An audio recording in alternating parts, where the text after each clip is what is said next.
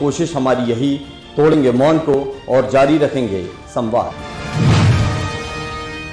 भोपाल में चल रहे किसानों के आंदोलन के बाद सरकार ने समर मूंग की खरीदी सीमा 25% से बढ़ाकर 60% करने और खाद वितरण के ई टोकन सिस्टम को सस्पेंड करने का किया ऐलान, जिसके बाद किसानों ने अपना प्रदर्शन किया समाप्त। किसानों के हित में मध्य प्रदेश सरकार का महत्वपूर्ण निर्णय। मध्य प्रदेश सरकार सदैव किसानों के हित में कार्य करती आई है। हमारे अन्नदाता प्रदेश की अर्थव्यवस्था और समृद्धि का आधार है और उनके परिश्रम के उत्पादित उपज का उचित मूल्य सुनिश्चित करने के लिए राज्य सरकार पूरी प्रतिबद्धता के साथ कार्य कर रही है।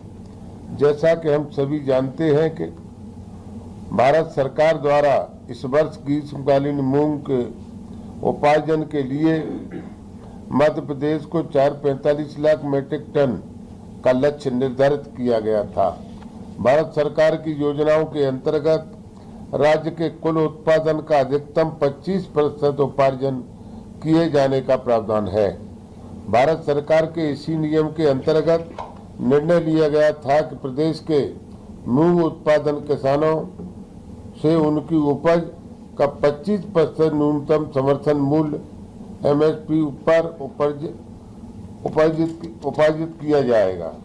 आज किसान प्रतिनिधियों के साथ हुई चर्चा के उपरांत किसानों के वक्तव्य के हित में ध्यान में रखते हुए मध्य प्रदेश सरकार ने एक महत्वपूर्ण निर्णय लिया है। अब प्रत्येक पात्र किसानों को उसकी मूंग उपार्जन का 25% नहीं बल्कि 60% उपार्जन किया जाएगा, जो नर्मदापुरम, सीहोर एवं हरदा जैसे जिलों में लगभग 3 कुंटल प्रति एकड़ आता है। यह निर्णय तत्काल प्रभाव से लागू किया जाएगा और हमारे प्रयास रहेंगे कि अधिक से अधिक किसानों को इसका लाभ मिले। किसानों को सुविधा को ध्यान में रखते हुए सरकार ने स्लॉट बुकिंग की अवधि 10 दिन बढ़ाने का निर्णय लिया है। अब किसान 30 जुलाई के स्थान पर 10 अगस्त तक स्लॉट बुकिंग कर सकेंगे।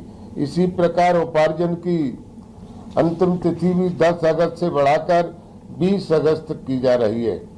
मैं प्रदेश के किसान भाइयों बहनों से आश्वस्त करना चाहता हूं कि मध्य प्रदेश सरकार सदैव किसानों के हित में खड़ी है।